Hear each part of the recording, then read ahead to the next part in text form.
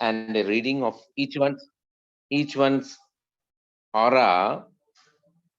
And reading this each one's aura was an exercise to note which was the chakra which is more active in each one of us, and also to get an idea as to where this aura enhancement has to be done for each one of us, where to make the aura more stronger, which part of the chakra which chakra has to be more activated to become more equilibrated in our day-to-day doing things and becoming more perfect and all those things, to enhance our basically the potentialities and all the abilities inside us to explore and extrapolate our the energies inside.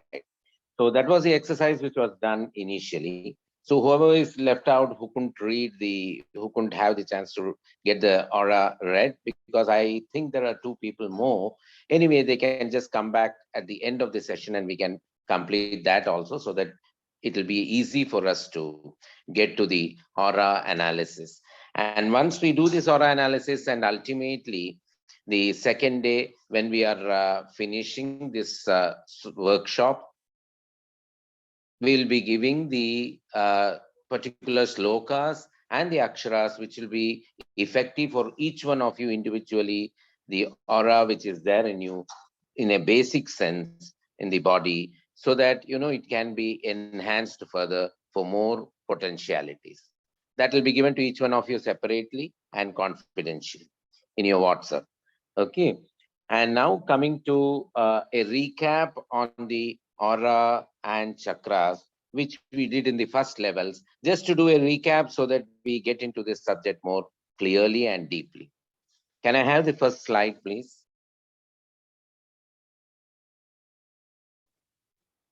Yes, Rajeshji, can I have the first slide?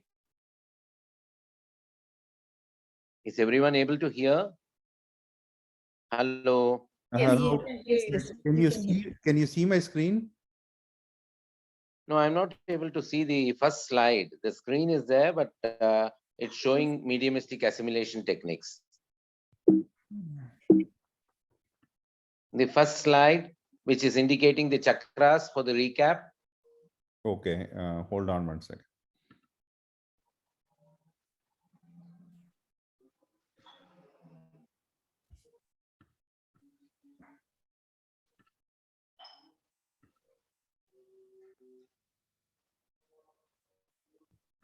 Yes. Can you see it? Yes, here it is. I think everyone can see this slide, right? So here we have a recap on the aura chakra healing this thing, and basically the various chakras in us and the names of them, and also the the aura, the color bands, the rings, the halo which is emitting out of it. This slide displays that as an overall picture, where it indicates the root physical needs, the Muladhara chakra. Then you have the second one from the below to the above. You have the sacral, the Swadhisthana chakra, which is the creative feminine center, as mentioned here. And then we have the next chakra in the stomach area, which is the solar plexus, that is the Manipura chakra, which is the power center of all the, medically speaking, all the digestion and activities. When the stomach is good, we are more comfortable. The whole day goes good. That is a basic practical thing, and which is directly linked to the Manipura chakra, which is the biggest gland in our endocrine gland in the body, the pancreas. Then we have the Anahatabja, the heart chakra, going above. And then we have the most important chakra, which is required for each one of us to be enhanced in this world to survive and become more stronger and to adapt to all things and be more flexible in this modern day world. And that is the throat chakra, the Vishuddhi, which is more important for the communication, because you have all the vocal cords, the larynx, the thorax, all the important organs in the throat. And then you have the, here as mentioned, the alta major, that is of course not the chakra, the receptor. Then we have the Agnya chakra, the next chakra, which is the third eye, the sixth sense, in between the both eyelids in the forehead. Then you have the Sahasrara, the crown chakra, which is the crown chakra for the spiritual energies, and the seat of your brain, the cerebrum and the cerebellum and all. So this is the overall picture given and the colors emitted. The colors we had seen in the first and second levels of aura chakra healing, which everyone has the record. And of course, anyone who has missed out the records or it has been erased, we can send it back to you after once the session is over. Now, just coming to the next slide, which shows the names of these chakras as I had now quoted. That is the Muladhara, the root chakra. So just giving the names in Sanskrit, which gives you the the exact name of these chakras in the yogic way, in the Vedic way and the yogic way. You can see the Muladhara chakra here, the root chakra, the seat of all the desires.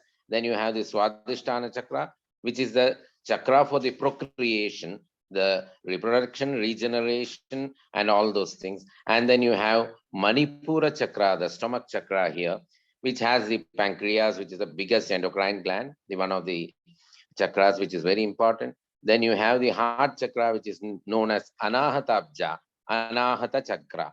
Why Abja? Everything is linked in Sanskrit to a lotus. Muladhara Abja, Swadhisthana Ambuja. Ambuja is again Abja, that is lotus. Manipura Abja, Anahata Abja, like this. Then you have the Vishuddhi chakra, the throat chakra, which is more important for the communication and things. And then you have Agnya chakra. Agnya chakra being the seat of all your, uh, you know, the intuitions and all those things, which is more ideas, intuitions, your thinking ability, which is the third eye. And then you have the Sahasrara chakra, having the spiritual seat of all those things. So it's a coordination, as mentioned in the first levels of aura and chakra healing. It's a coordination from the Muladhara to Sahasrara and from Sahasrara to Muladhara. The energy flows both ways, vice versa.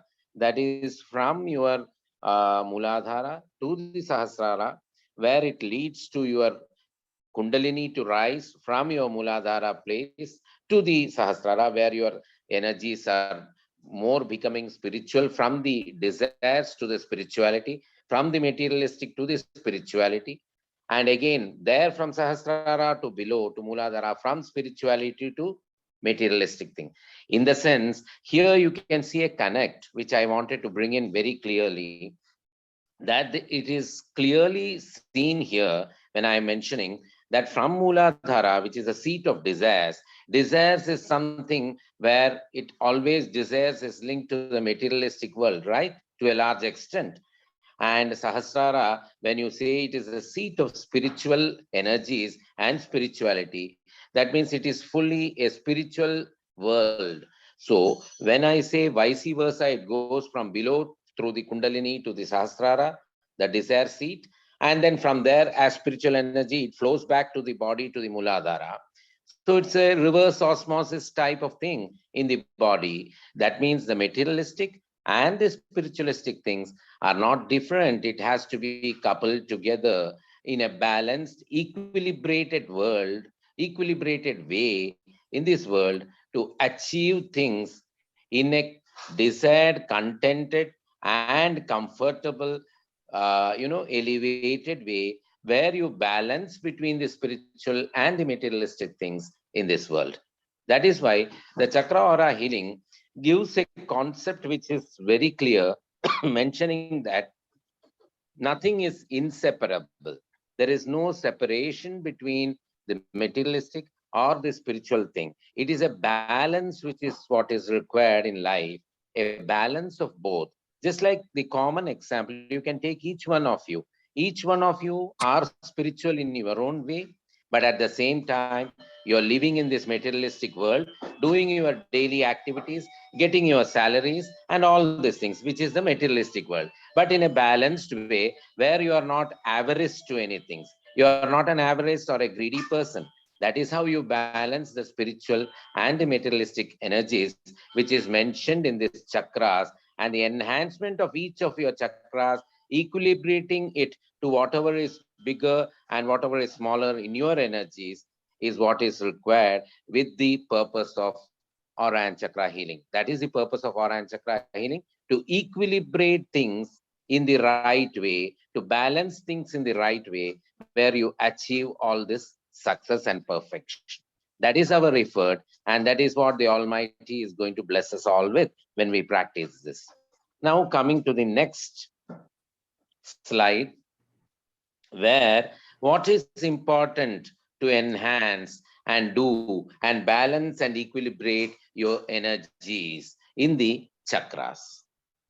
In the olden days, in the Vedic period, and down the time, down the line, through years, millions of years, and now to the modern day, when we have the Yoga Day, International Day nowadays, which already was there from the Vedic period, but it has been continuing and has been enhanced and has been more, more methodologies have been practically designed and brought out from the Vedic texts with the yogasanas and yoga practices which are being done in different parts of the world. We are able to balance and equilibrate our energies in this chakra. Here we have in this slide different positions, postures, and yoga methods which are done day to day when you practice yogic asanas.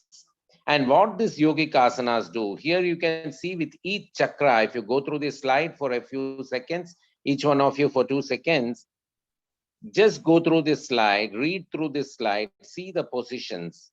You would have heard in the normal way that every meditation, anybody doing a meditation, anybody doing a dhyana, they have what is called Padmasana. Both Ardha Padmasana and Purna Padmasana. Both methods are used, which is an yogic position when you sit in such a position in a straight way, because Padmasana always requires you to sit straight, and that leads to your straightening of your Kundalini so that the energy flows from that towards the rising phase, towards the Sahasrara, towards it passes through your other chakras to reach out to the Sahasrara.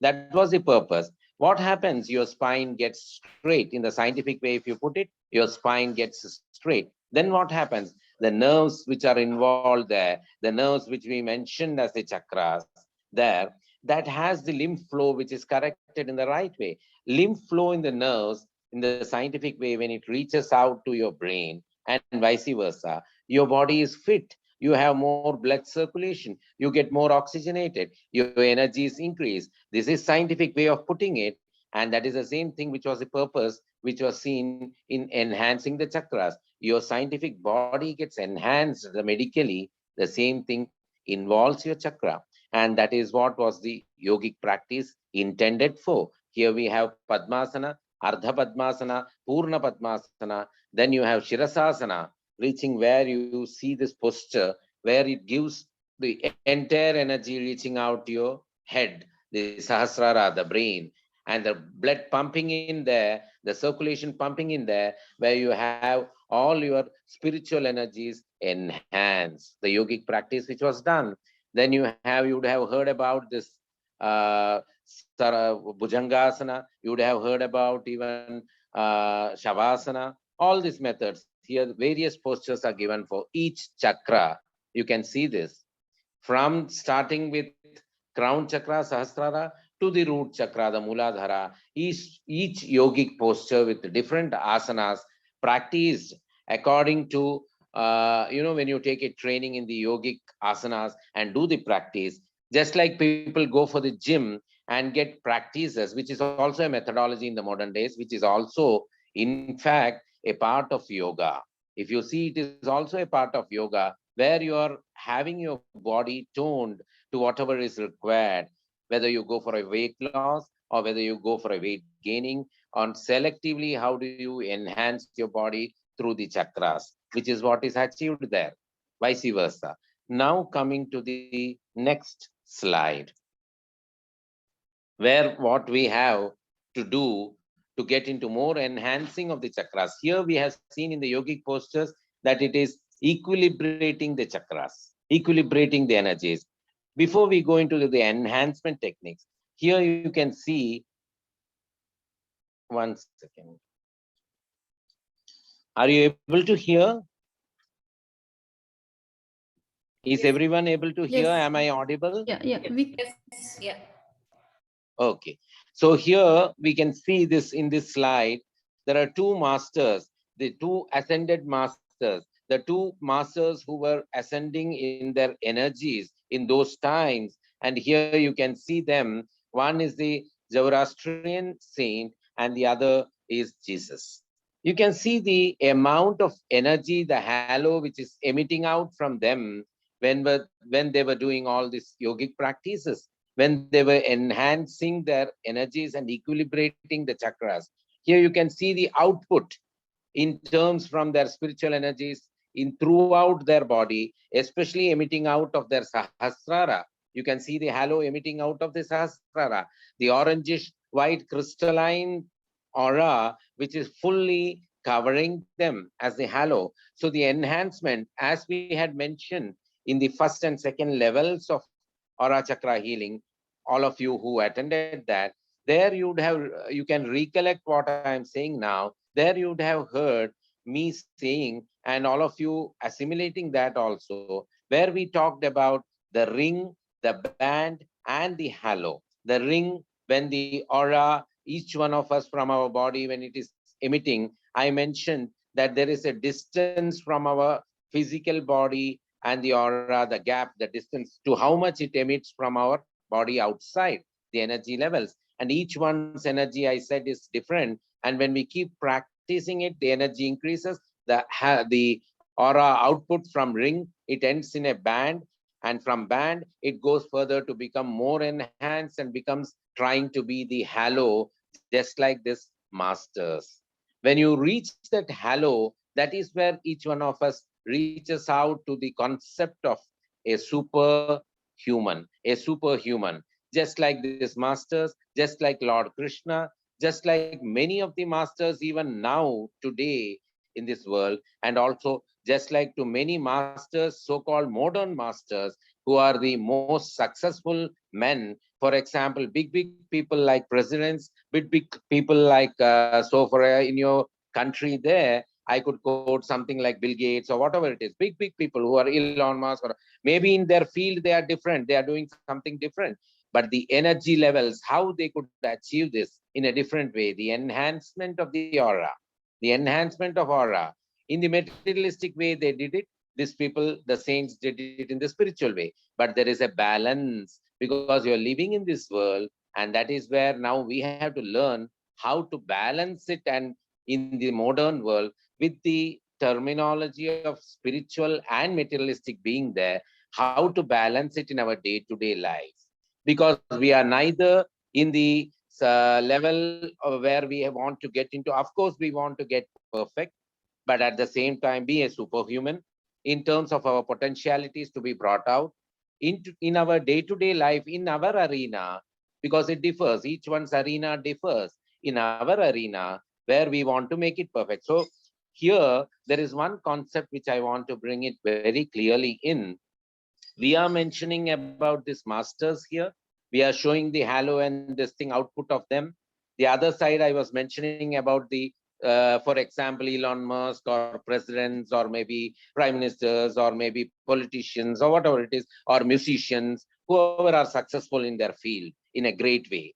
Padma Shri, Padma Vibhushan, Maxasi Awards, or whatever it is.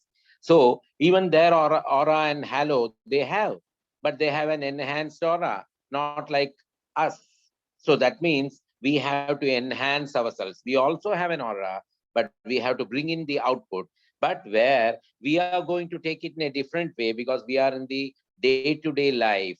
We are in the day-to-day life having our own problems, our own list of things to be done, where we want the energies to be combined and mixed and balanced to a certain extent, where we want both the materialistic and spiritualistic things to be combined, not just having spiritualistic or not just having the materialistic, where we end up only in one field. We have to be in our day-to-day activity, right? So this is where I'm showing the difference and indicating to you how to activate and balance. So we should learn, this is the concept where that is very important, where we draw the line between the great masters and between the great successful celebrities of today, right? So we have to balance in between because we are in a day-to-day life, not in their field where we are different, only focused to one particular activity, right? Now coming to the next techniques of enhancement. Can I have the next slide, please? Before going into the techniques, here is a concept of how to, before enhancing, how to get it enhanced. For that, there are certain things to be understood. Here we have something called as Karma Yoga, Jnana Yoga, and Lalita Yoga. There are three types of this yoga: the Karma Yoga, Jnana Yoga, and Lalita Yoga. I hope everyone is able to hear this clearly. Karma Yoga, Jnana Yoga, and Lalita Yoga. Three types of yoga. What is Karma Yoga? Karma Yoga is something like doing work. If you put it simply in a very simple term, you can say day to day doing work, doing your karma. What is karma? Karma is activity. Any activity you do is a karma. Morning you get up, it's a karma. You go for a walk, it's a karma. You do a phone call, it's a karma. You go to the office, it's a karma. You talk to people around, it's a karma. You plan things in your mind and execute it, try to execute it, it is a karma. So karma yoga is work. Just like they say, work is worship. For people of different kinds, which we have seen, who have really succeeded in their life, they have been karma yogis in the modern days. For example, there are many who have quoted in olden days, in the sense not very old days, maybe 100 years or 50 years or whatever. They used to say in India that Kamaraj was a karma yogi. They used to say Gandhiji was a karma yogi because he was focusing on a particular mission and he was doing his totally 24 hours or whatever it is. He was through doing his actions and his planning to execute certain things. Like that, way behind, when you see in olden days, we had the great saint Swami Vivekananda, who is seen here in this slide, who was the strongest believer and the person who brought in Karma Yoga to a greater height in the modern day in those days, who was the first one who went to Chicago, and you know where in your country, he really brought out the concept of Karma Yoga in a very beautiful, practical way and made so many aware of it to get into that path of Karma Yoga and not waste time. So he was a Karma Yogi by all sense. And you can see the secret of Karma Yoga as it mentions in this slide, which is to perform actions without any fruitive desires is to be taught by Lord Krishna in the Bhagavad Gita the same way, where you have this slide on the side indicating Karma Yoga in Dwapara Yuga, which Lord Krishna indicated to Arjuna during the war front, where the war front, as everyone is aware, everybody gets confused, where every day we are in a war front of activities. So that is the same indication which is shown here as Bhagavad Gita, the greatest text of Karma Yoga, which Lord Krishna brought out to the modern day, and till day it goes valid, right? That is Karma Yoga. So Karma Yoga is very important in enhancing your and activating your chakras.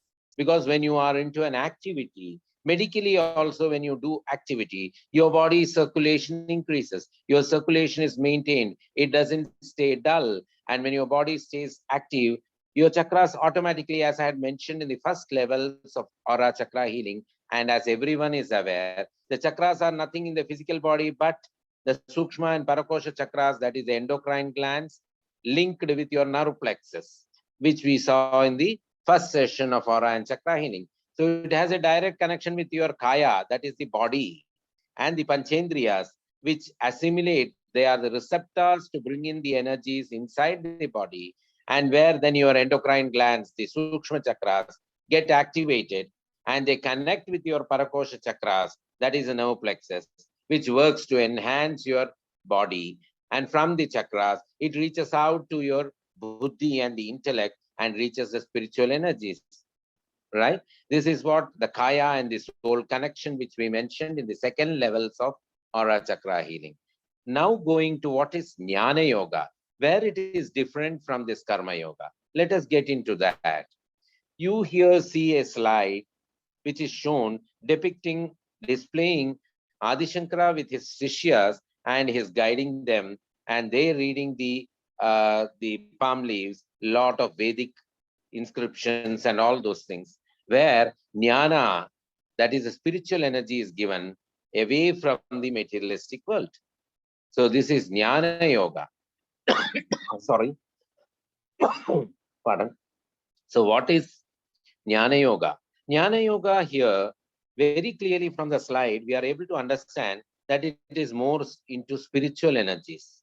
Rather than doing your activities in a mundane way, it gets into more of jnana yoga. It gets more into your intellect. It gets something like you have karma yoga where it is hard working, and here jnana yoga where it is smart working. Hard working is also required, as we say, even to our child, we say, Nanna padikanom, baga chadagali, you have to अच्छे से पढ़ना है. We say that. You read well, you study well. That is karma yoga. Hard work, 10 hours, 9 hours, 5 hours of working, writing an exam for 3 hours, whatever it is. But when you have jnana yoga, you become smart working. Smart working is what? What you do in 1 hour, you do in 10 minutes because you plan it beforehand. Your mind, your intellect, your sahasrara, your third eye, that is the Agnya chakra, the intellect assimilates and it works rather than just your physical body. Physical body, of course, works. Once you have the jnana yoga, your physical, the karma yoga automatically follows and couples with that, but it becomes easier to put your karma in the right place with little time required when compared to your full karma with more time when you have only karma yoga, not using your sahasrara or the third eye where jnana yoga is not there. Not that it's not there, it is selectively, as we can joke, I think it is selective amnesia type where you don't use your intellect or planning and just keep mundane working, right? So this is jnana yoga, which is more spiritual and reaching out to the Almighty. And also in the modern, as I had said, in the modern days, to balance the day-to-day activities, the jnana yoga can be simplified to put it in a way where you get into more of calm thinking, more of thinking and planning, and then adapting to the issues before it comes beforehand, so that the planning is done where then the execution becomes and takes very less time rather than the usual time required. So you're saving on time and energy and also lot of things where it becomes more calmer and beautiful and blissful for each one of us. Now coming to what is Lalita Yoga. What is this Lalita Yoga? The terminology Lalita. Lalita means simple, simplified. So simplified methods of yoga, Lalita Yoga, to bring in perfection. I am just giving here in this slide a simple example in a mundane way, where you can see people doing all their yogasanas and daily practices, physical exercises, right? This is Lalita Yoga. Your body becomes fit, you become more active, then you are able to do things faster and keeping yourself agile and fit. And as they say nowadays, in a more modern terms, the 6 pack, 7 packs, or whatever it is, where your body is more, fit. You become more fit. Your diet habits become more fit. That is also very important. Your actions become more fit. So it leads to more of Lalita Yoga, which is easier for the common layman rather than sitting and chanting a lot of mantras, learning them. Of course, that's very important. But then for a layman, for a maybe you're a 10-year-old child, maybe for a 20-year-old boy or a lady, it becomes easier rather than doing more of jnana yoga and sitting, which becomes a little difficult for them in the mundane way. This becomes a simple way of doing it. So this is also a methodology to improvise. At least we make a start. That is why Lalita Yoga is mentioned for the normal Kali Yuga and for the modern day, coupled with a little bit of karma yoga and jnana yoga. So that is where we achieve the balance, which I mentioned, a balance which we strike by adapting all these three in a simplified way, where we have Lalita Yoga with small, healthy practices, getting up early, as I had mentioned in one of the workshops, early to bed and early to rise, which is the first Lalita Yoga, brushing the teeth and Danta Shuddhi and all in the right way, which becomes more clear which keeping the body fit and the circulation in the body fit by walking and doing exercises, small exercises. Then you couple it with your karma. So your body becomes active. So karma yoga starts there where you have your daily activities. For that, you plan a little. So it becomes jnana yoga, your intellect, because the circulation improves, you're able to plan better. So this is what is a coupling between these three yogas, which can be equilibrated in our modern day rather than just getting into one bracket, either doing Lalita yoga or Jnana yoga or Karma yoga separately. So everything is a holistic approach, as they say, that is a wholesome approach, a wholesome diet type of thing, which is seen here. That is a basic concept, which really helps to enhance the chakras, right? Now coming to the next slide. Yes, can I have the next slide, please? Here, actually, we have something called alpha aura healing. Alpha aura healing is what? The word seems to be something very different. At the same time, many of us would have heard about the word alpha, alpha, beta, gamma. You would have heard that. Different rays, right? In physics, we say alpha rays, gamma rays, beta rays. And gamma rays, we are also aware that we have gamma imaging, MRI scans, and all those things, which is medical techniques, right? So a guesswork can be done when you say alpha aura healing. Aura, we know already. Healing is, we know what the terminology, each one of us. Alpha, what is alpha? Alpha is the alpha mind, the letter R. When you say R, just try to say R. When you say R, you open your mouth a little wide, right? R. The R expression, when you do, it is in different situations and different circumstances. The R can be either a exclamation, that is a ascharya, that could be a wonder when you are seeing something awesome. Ah, that's the way. At the same time, it can be something with fear when you see something very unusual. Ah, so there is a different way of expression, and the same letter R, the sound R, gives you different ways and expressions depending on the situation, and the energy levels accordingly when you say that differs in your body, because you are, for example, seeing something awesome, you are saying ah with excitement and happiness. When you are seeing something fearful, ah, that means you have that fear. Your sound itself is different. The body chakras get diverted, the hormones secreted are different at that moment. So this, and when there is a pleasure or something, ah, so there is a lot of difference in the voice and the sound and the energies in you. This is something which emits what is called as alpha rays inside your mind. Alpha rays. That is why the Akshara A and Alpha Aura healing is one and the same. How do you do that? When these different expressions come, either yours, for example, either your Vishuddhi or your Anahatabja, when you have a fear and this thing, your Anahatabja gets excited. When you have an expression which is very happy, your Vishuddhi becomes strong. Ah, the sound itself increases. So, accordingly, the chakra healing happens, the enhancement happens. So, the alpha rays which are emitted inside your mind gives you a very positive outlook to your right brain. Alpha aura healing is the right brain activity in your body. The right brain activity, what is that? When the right brain gets activated, you tend to have more of jnana yoga. You tend to have more of jnana yoga. When your left brain gets more activated, you tend to have more of karma yoga. This is science. This is basically a medical science. When you say alpha or a healing, it is actually a medical terminology. So what happens medically actually when this happens, when the right brain is activated? As I had mentioned, the right brain activated, you become more sharpened, you become more clear in what to do. And what happens then? You have more of a relaxed pace of your mindset. You have a more relaxed pace of mindset where your planning happens more faster. This is what is leading you to alpha aura healing.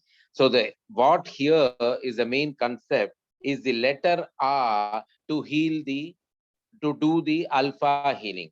Alpha healing of the brain of the Sahasrara mainly is done by the Akshara A, the expression, the sound of A.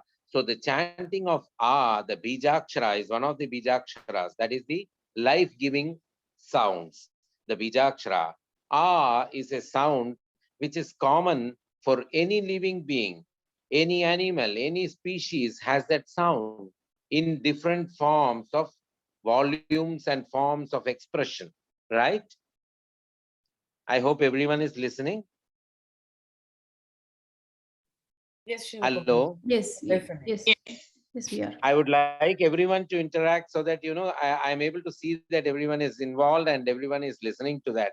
Because here, since the screen doesn't show anyone's face, I'm not able to make out if everyone is listening. Yeah, we are Hello. Okay. So I hope everyone understood the significance of the sound R, the letter R, and which being the first letter in the whatever they say, the consonants or whatever in the language, in any language, definitely has a major significance to enhance our Sahasrara, which is a main chakra in the which is a crown chakra. As you see, the terminology in itself has it as it is the crown chakra. A crown is given to a king. A crown is given to a person who is very, very prime, important. A crown is given in recognition of something, just like we have, for example, a crown which is given to the the beauty competition where the Miss Universe or Miss World or whatever significance is given. So crown is something which is given, which is priceless in the sense which is given to somebody who is prime and important, right? So that is why we say it's a crown. So crown and the chakra, that is why the Sahasrara is named as the crown chakra, the prime chakra, because that's the seat of all your spiritual energies, that's the seat of all your thinking, that's the seat of all the things which your panchendriyas bring inside the body and assimilate it through the buddhi, it reaches out to the Sahasrara. From the buddhi to the intellect, to the Atma, from intellect to Atma, to the soul energies. This is what is mentioned. So this is alpha aura healing, the basic indication of what is alpha aura healing, which we will be going in detail in the next levels. Alpha aura healing, a practical session of alpha aura healing is what is going to be the fourth level, which will be the actual practical session in our aura chakra healing sessions when we come to the next level, right? Now we are coming to something which is very important in terms of energy enhancement and aura chakra coordination through thought and speech and action, which in a day-to-day way is very important for each one of us. Kindly go through this slide which is coming in front of you. Can I have the slide, please? Here you can see, I think this the slide regarding the thought and speech process. That is what I wanted. Yes. Here you can see this slide where there are certain simple things which are mentioned. In a day-to-day basis, each one of us knows this very clearly. But unfortunately, due to the fast pace of life or whatever so, or because of the number of issues and day-to-day activities which we are totally involved in, we are not able to focus, each one of us, including me. So you can just see this slide where simple things are mentioned, which each one of us could adopt and assimilate, at least try to make it more clear and this thing in our day-to-day life, and try to assimilate it slightly, at least one by one, so that there can be a large difference which is made out in our chakra energies and the aura input. Just go through this slide where it shows how important it is to have a thought process which is more kind. Kindness in thought leads to wisdom. Kindness in speech leads to eloquence. Kindness in action leads to love. Kindness, that's why there is a saying in English which every one of us is familiar with. a smile wins over a frown. You can see in the slide how this saint, how this yogi is having a beautiful, serene smile, and how each one of us, when we have a smile in the day, in the morning when we get up, how our children are so happy, how our husbands or wives are happy, how the surrounding people are happy when we have a smile rather than a frown when we go to the office. Lot of things become simple when we have a smile. So you can understand with a small smile, which is a karma, which is a karyasiddhi. Now I am coming to karyasiddhi mala vrata coupled with this, which was the topic here. Karyasiddhi is what? Karya is deed, karma. Karya means karma, deed, activity. Siddhi is what? Siddhi is achievement. The normal expectations of any human being, just like getting a job, getting into a good, bigger position, having a house, building a house, getting the children married in the right way, having a comfortable life with good money, not in terms of unexpecting things like, where you become like Bill Gates, and then in this life, when you are already above 40 or 30s, then thinking that you will be more than Bill Gates, that is something which is a unrealistic expectation.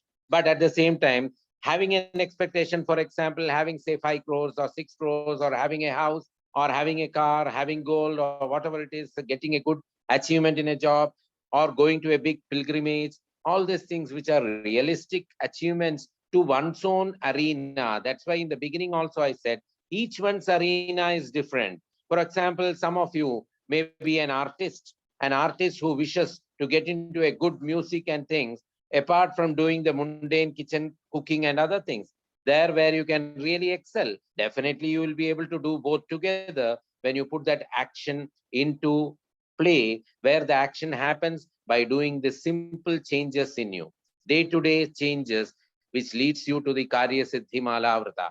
Mala is a full garland of achievements. That is Karyasiddhi. Karyasiddhi, any deed you do, you achieve. How do you achieve? You perform it properly. For performing, there is a lot of jnana required there.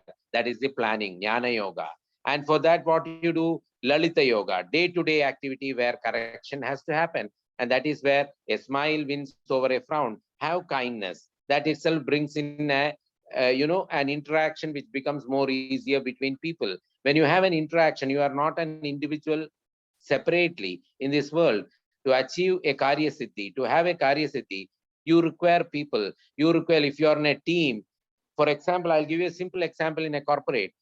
To achieve a promotion or whatever, if you are a manager, you should have your team which should respect you rather than more just respecting due to fear. They should respect you by your deeds. They should respect you and be happy to work with you because of your kindness, your way of interacting with them. So interaction without a frown, with a good diplomatic way, in a smiling way, gives them more, a bonding with you, which they will put into action when they do when they do their work properly. And that is what gives you a name in the organization, which leads you to the next success level. Because when the team does properly, you get the benefit also. They are also benefited. In the process, you get a promotion. I am just giving a simple layman's example, which is the first level of karyasiddhi in the arena of all of us,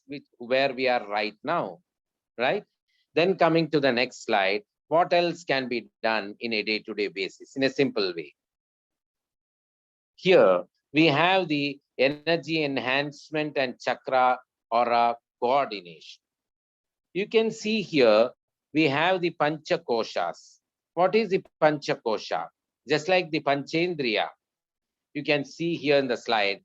I would like everyone to go through this slide for a minute. Just take a look on this. You can see here the pranamaya kosha, the energy, the aura, the electromagnetic field, the aura which is emitting out from this person. And at the same time, you can see the mind, manomaya kosha, which is in the sahasrara, right? And you can see the vijnanamaya kosha. So the 5 energy levels which are emitted out from the body, the panchakoshas. Panchakoshas can be enhanced how to get the energy and achievement.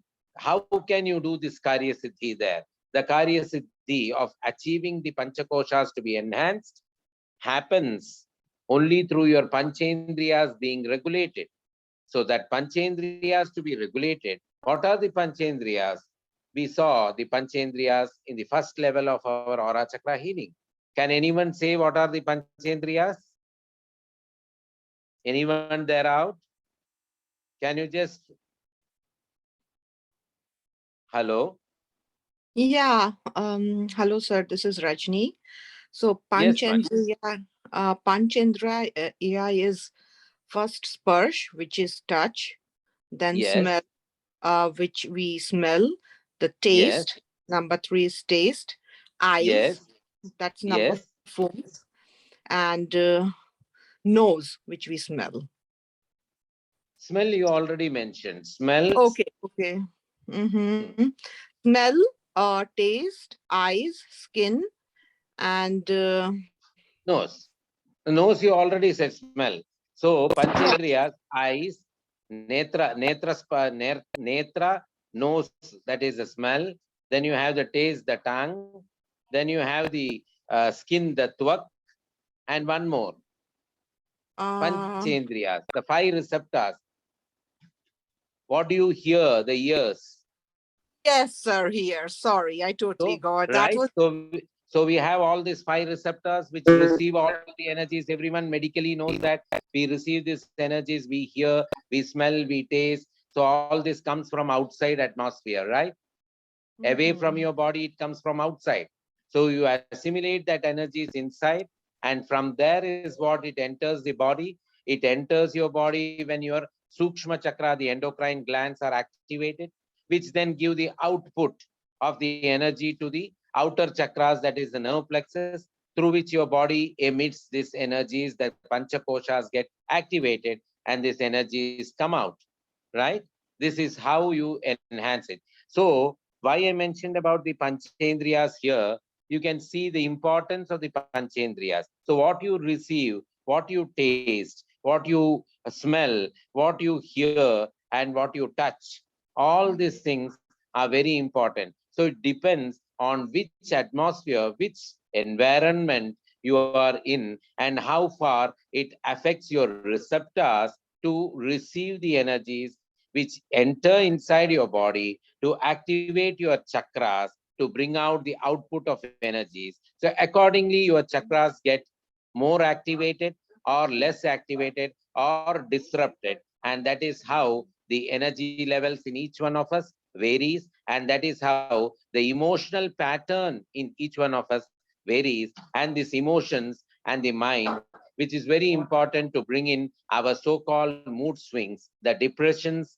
the happiness, the excitement, the anxiety, the aggression, the moodiness, all these different variations of a mindset, which really has an output which comes in form of our activities, and which results in our growth or development or materialistic achievements or spiritual achievements to a certain extent, or not achieving it at all. So how far it is important, how far it is important to coordinate whatever we touch, whatever we smell, whatever we eat.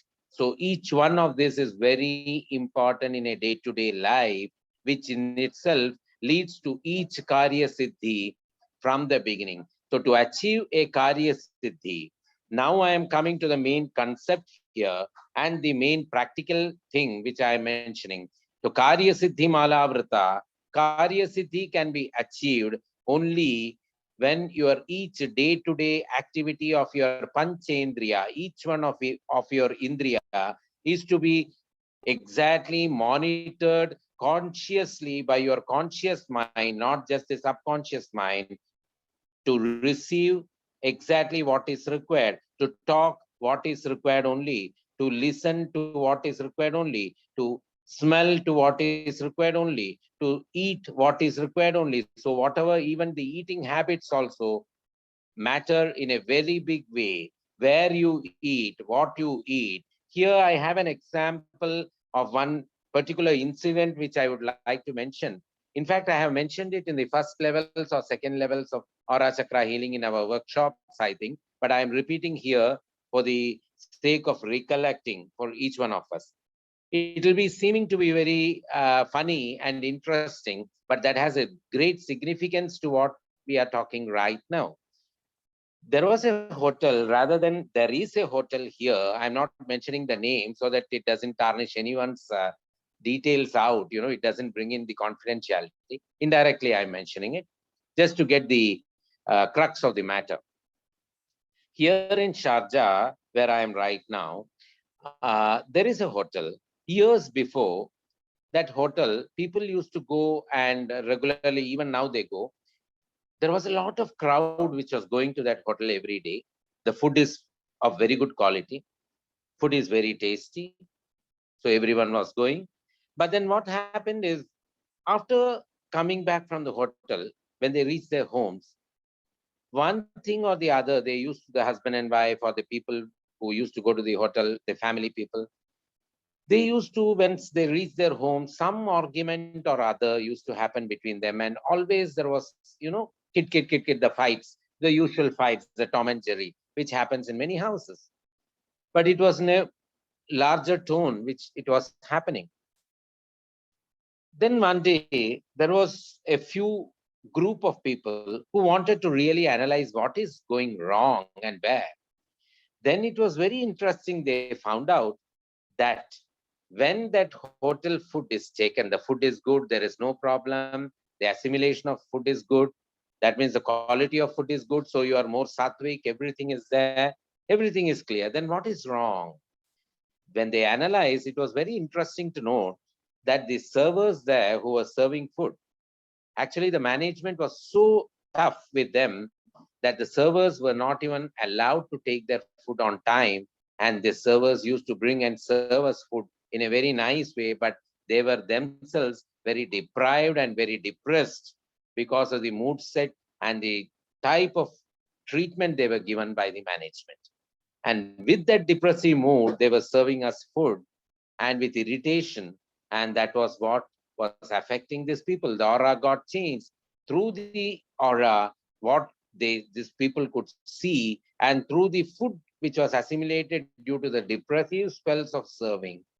This was what had led to all these things. And now, after they found out, thanks to the management also, they have changed a lot, and now it's going in the right way, and people are much different. This has been proved and seen here practically as an example, not just because I am saying this. I was not knowing this. This was told to me by people. Okay, so this is not something which I am making up from myself, but I don't want to mention the name of the hotel because then it brings out all the confidentiality and people will not like it. Okay, this is one of the examples which I just wanted to say to bring in the importance, how far it is important and how far it is important for each receptor, the indriya in us, and which we can consciously, actually the indriyas can be controlled in a conscious way, which is in our control, not just in an imaginative way, but in a day-to-day basis.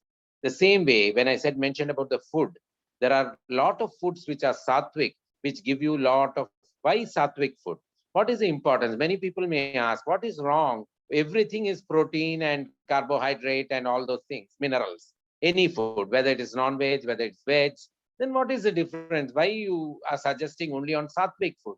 What is the importance of that? Why saints and yogis had only sattvic food? Why not other food? What is wrong with that? It is also carbohydrate and energy. What is wrong? Yes, scientifically you are right in one sense that it is all carbohydrate, protein and mineral. But what is the difference? The extent of carbohydrate and fat, the extent of mineral amounts, the milligrams or micrograms which is required and which is excess to your body. This is the difference. This is the difference between the sattvic, rajasic and tamasic food. Sattvic foods have extent of minerals and carbohydrates and proteins, which is minimal required for the body to sustain you in the right way, rather than pumping in more fat and more blogging and blocking your arteries and veins. That is the reason they mentioned in the olden days as sattvic food. They put it in a spiritual way so that people will follow it with more discipline. Actually, it was a very scientific way. If you take it in the modern days, scientific, medical, practical way, what is that? Nothing but where it doesn't block your arteries and your veins to a large extent by giving more fat and over excess minerals, which overactivates your chakras and just gives you whatever required amount is required. That is why the saints and yogis used to take sattvic foods, which were more of aldehydes and all the required ketones and all, where it was to do with fruits and vegetables and roots and certain foods, which was more proper to take and come out with more output of energy, more of energy, and not of sluggishness when you eat more of fat, right? This was a scientific way to actually coordinate and enhance and equilibrate the chakras and achieve your karyas, achieve the karyasiddhi. This is what was the actual essence and actual concept of it in a practical way. Now, so it becomes very important. That means for each and every food which we take also consciously to enhance and achieve our karya through enhancing of our aura.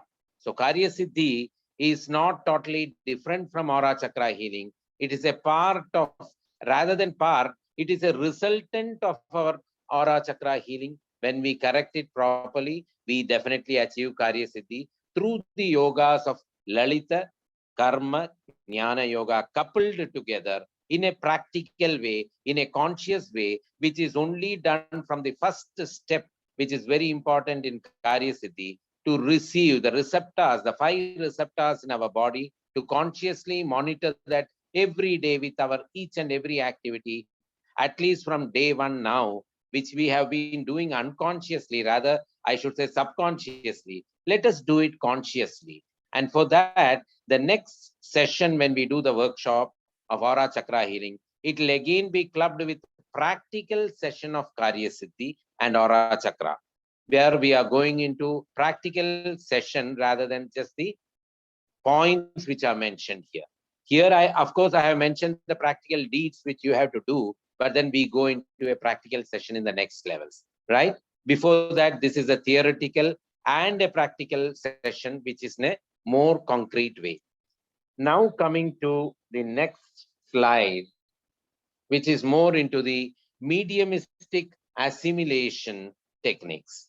Here you can see again it is mentioned fruits and vegetables, which I already mentioned now sometime before, how important it is to taste and eat what is more sattvic, how it helps in the flow of energy in the veins and the blood vessels, which in turn, because the blood vessels and the lymph vessels, that is the nerves, are one below the other. So that is why many a times medically, if you see a person having a spondylitic problem, a person having a rheumatoid arthritic problem, has BP, BP related problems and circulation problems also, because the vessels are one below the other.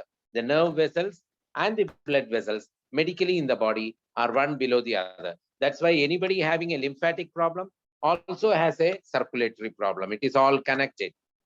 The same way that lymphatic problem is something which is one which blocks, which is blocking and clogging your energies from the Kundalini to the Sahasrara to flow, and vice versa. Because the nerve flow has to be there, because the nerve is the Sukshma chakra, sorry, the Stula chakra, and the Sukshma chakra is the endocrine gland, which I mentioned in the first levels of the aura chakra healing. Here, what is mediumistic assimilation?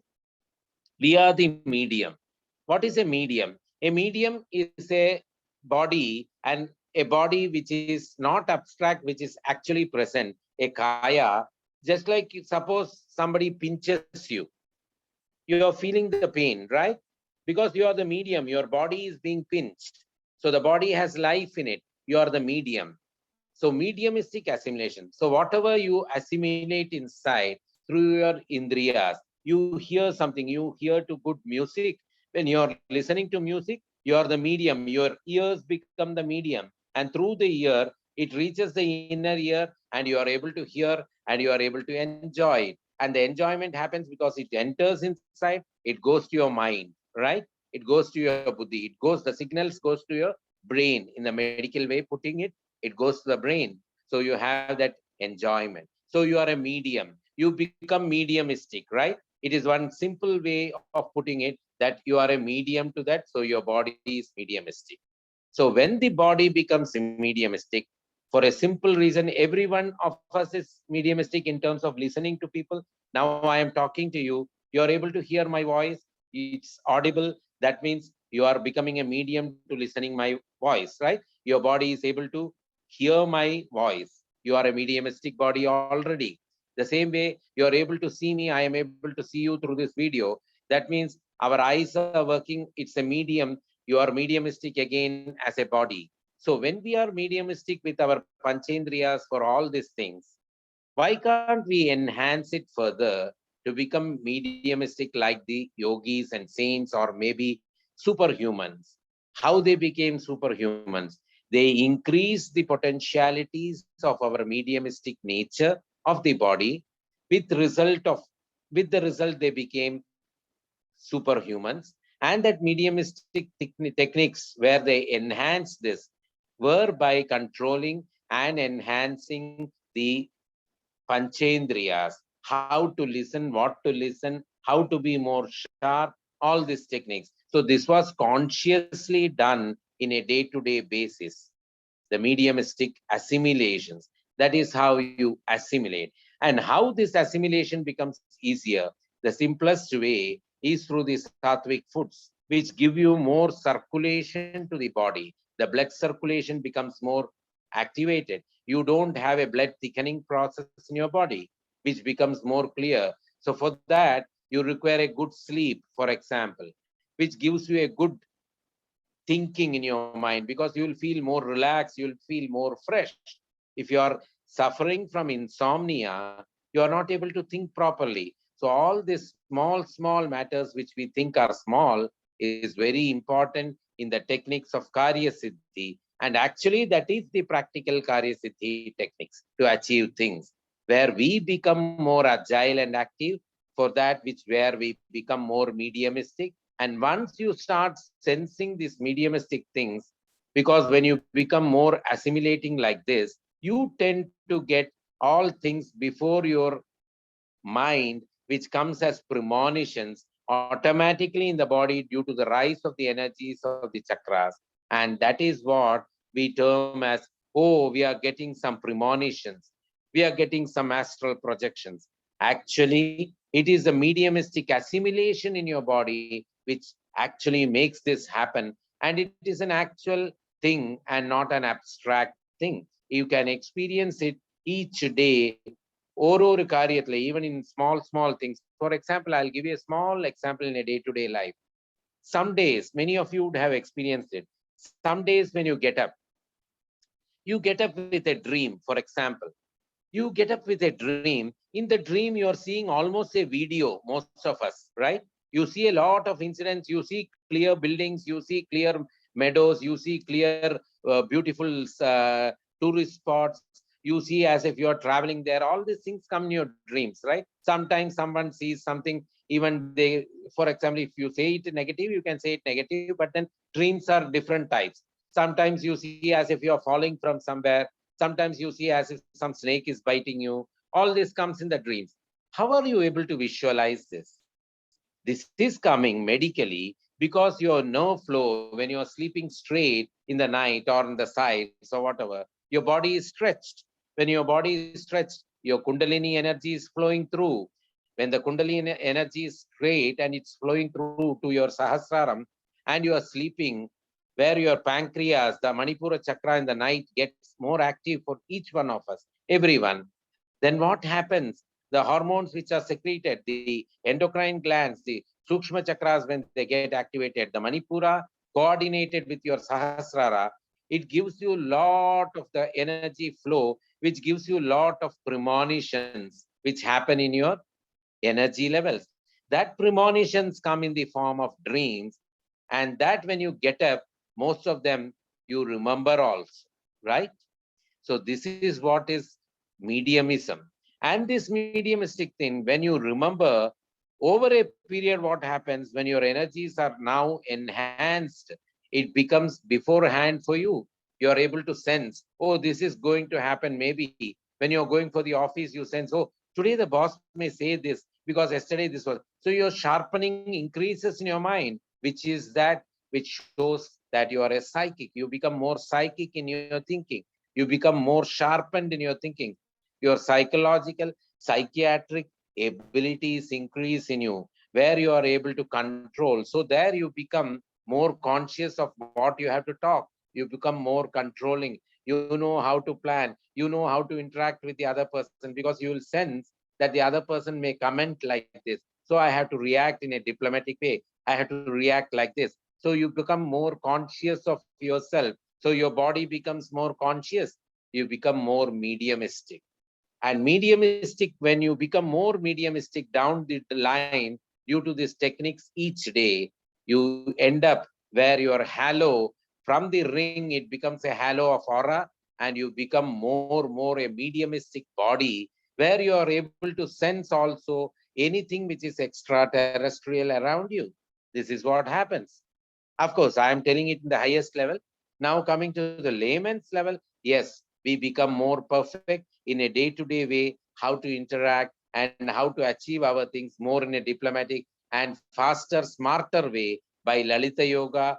And this Lalita Yoga can be done by our mediumistic assimilations of things in a day-to-day basis, which is in the Karyasiddhi practical session in the next levels, in a practical session. So Karyasiddhi was put in the exact concept with aura and chakra healing, and the concept of it today in a nice way to bring out the techniques in a very simple way to each one of you, which will be going in the next levels in the practical session. But of course, tomorrow we go into the Karyasiddhi techniques with aura and chakra healing, more of Karyasiddhi in the history of it and how it can be achieved further in a step-by-step manner. Tomorrow we begin actually with the first session of the practical session in a theoretical way, but the fourth levels we go fully into Karyasiddhi in a practical session way.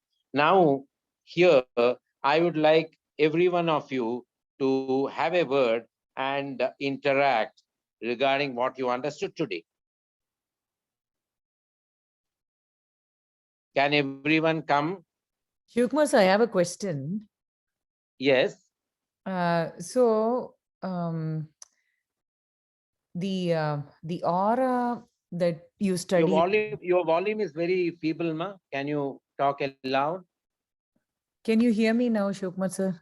Now it's clear. Tell me, ma. So the aura that is present around us, right? It is Yes. not that varies according to the mood swings and varies. It also depends on the state of mind that we are in at any given point of Beautiful. time. Beautiful. It is a wonderful point you raised. Actually, this I wanted someone to come out with. That's why I just left it at that point. It's a very important thing. I think you have understood the concept very clearly, because the aura, according to you, are 100% right. It changes with our mood swings. It changes from the basic, but we have a basic aura. Every one of us has a basic aura, which we read in the morning. That basic aura gets disrupted with different colors according to our mood swings and our emotions. And that is where we have to correct it. Super. Thank you, Shivkumar sir. Anyone? Yes? Can anyone come out with more points?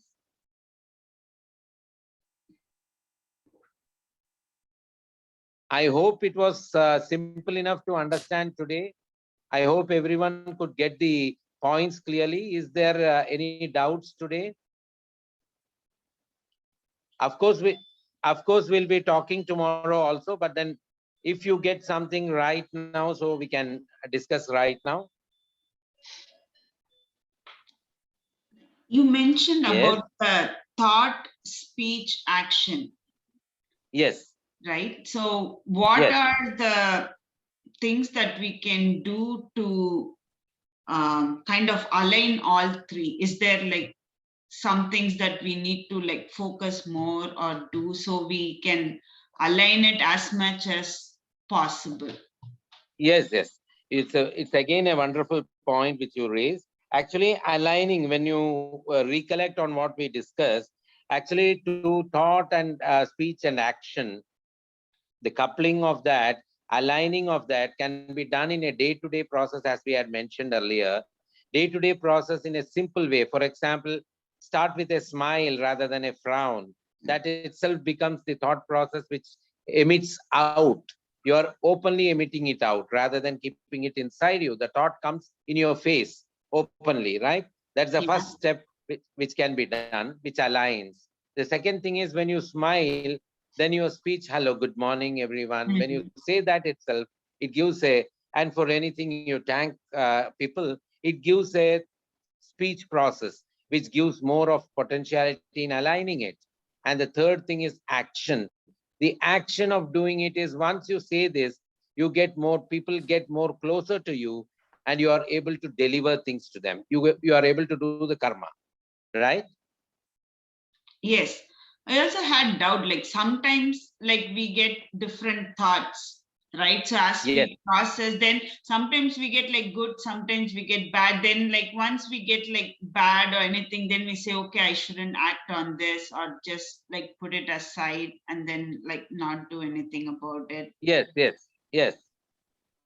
That you said, what you said is 100% right, because in a day-to-day life we come under some circumstances when we have to do that way, where we put certain things aside and then wait. Okay, we say today it's not required, we'll do it later, right? So Yeah. when that happens, but when you start adapting the day-to-day activity, as I had mentioned, you will come to a stage where you will be able to prioritize. It is something called as prioritizing, right? Prioritizing of what is to be done now and what is to be done later. So again, here, if you see, if you analyze it properly in your mind, actually, it is again karma yoga, where you are actually using jnana yoga more than karma yoga, right? Because you are using your intellect to prioritize. Actually, Yes. you are saving in the time and energy there. So it's actually a karyasiddhi. You're doing a karyasiddhi. So the delivering and the ultimate resultant of the action is going to be more productive rather than less productive. Okay. Yeah. So this is will be like more like ongoing process for every day, right? You said like when we do things more consciously, then it will be like a more ongoing process, like Yes, every yes. day. It is a everyday small action. We can, each one of us actually is doing it, but in an subconscious way, without realizing the importance of it. Okay. Yeah. Okay. Thank you. Thank you. Welcome. Anyone else? So In fact, there was Chandramouli. yeah, Mr. Chandramouli has posted a question. He says, my Yes. audio system is not working. Can you Yeah. please advise if onion and garlic are sattvic or tamas? Onion and garlic are supposed to be rajas and tamas, actually. But here again, I have one thing to say. Garlic, to a certain extent, is also sattvic in certain times when you use it with the right proportion. It is not fully tamasic as it is termed to be, because in the medical way, we also know that garlic is something which really reduces the thickening of the blood vessels. It is a, it is a anticoagulant. It is something like a thing which reduces your cholesterol levels, right? But when used in a right proportion, the same garlic, when you use in a larger proportion, it leads you to lot of acidity in the body. It increases the heat of the body. It increases the acid reflex of the body. That is where it is termed as tamasic. That's why I said each thing, each action, each food, each thing which we do is to be equilibrated. The equilibration, that is the same thing which we mentioned regarding the spiritualistic and materialistic equilibration and combining of the both in our layman's life. The same way it is to do with garlic and onion, or any food for that matter. Okay, thank you, sir. Can you hear me now? Yes, it's very clear. Okay, thank you, sir. So one more question I have. Yes. When it comes to activation of chakras, how do we feel that the chakras are activated? Say when we are doing meditating, or how do When we you do feel that the meditation, chakras? it's a very, very good question actually. Practically, how do you feel activated is when you suppose, as you said, rightly mentioned, when you meditate, when you sit in a Padmasana or whatever it is and meditate. Suppose you're meditating for 5 minutes or 10 minutes or whatever time you're using. When you start the meditation and when you go through it for a few minutes or few seconds, after a few seconds, you yourself physically in the body, rather than a abstract thing, in a practical, real way, realistic way, in your physical body, you feel a sort of a, just like you put your hand into a plug point. When you put your hand in your plug point, you feel a sort of a vibration inside your body, right? The same way when you sit for a meditation, some people get a little bit of a heaty, a heat in the body, a feeling of heat in the body. Some people feel more of a sleepy, tukam varamari, a sleepy way of your body.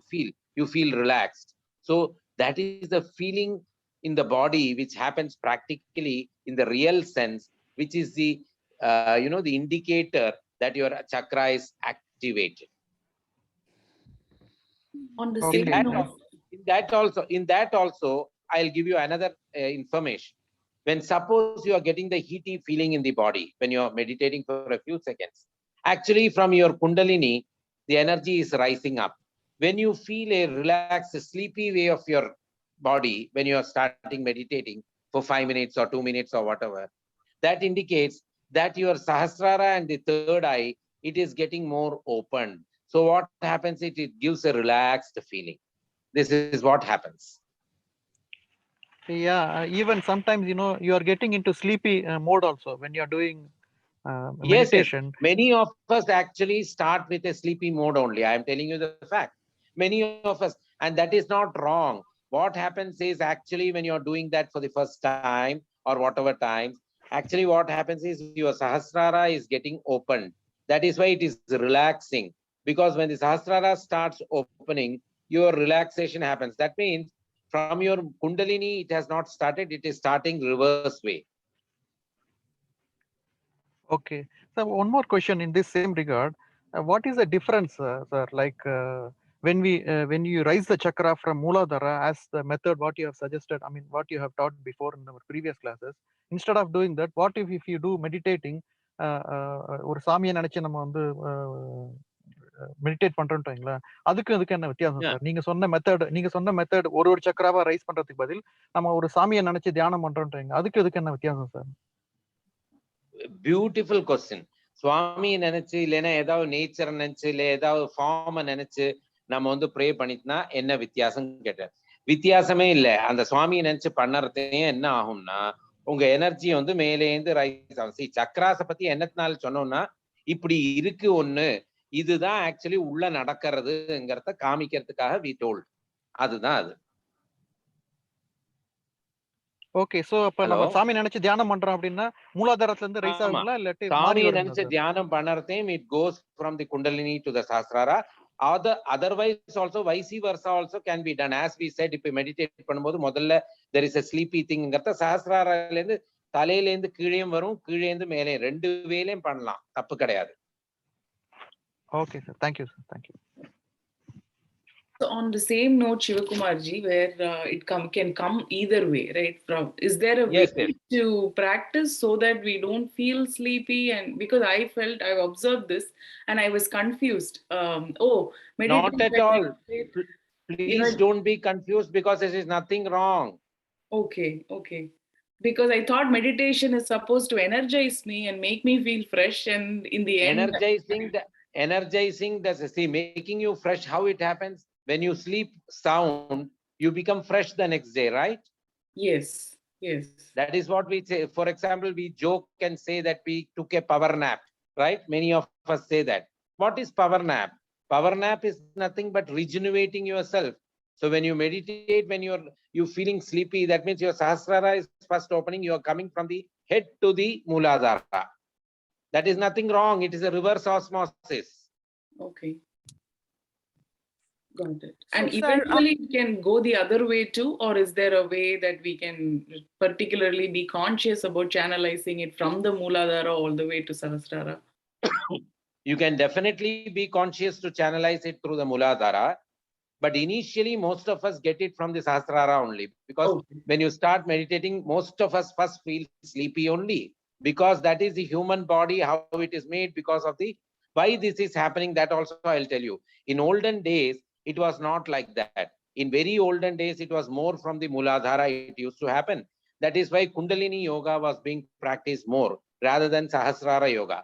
In later days, nowadays, what happened, because of the foods which we take, most of the foods have preservatives which are added to it. ETA, acid regulator, everything is packaged food, everything, including the raw materials are packaged, and pesticide, everything is added to that. So what happens is it has an impact on our inner endocrine glands.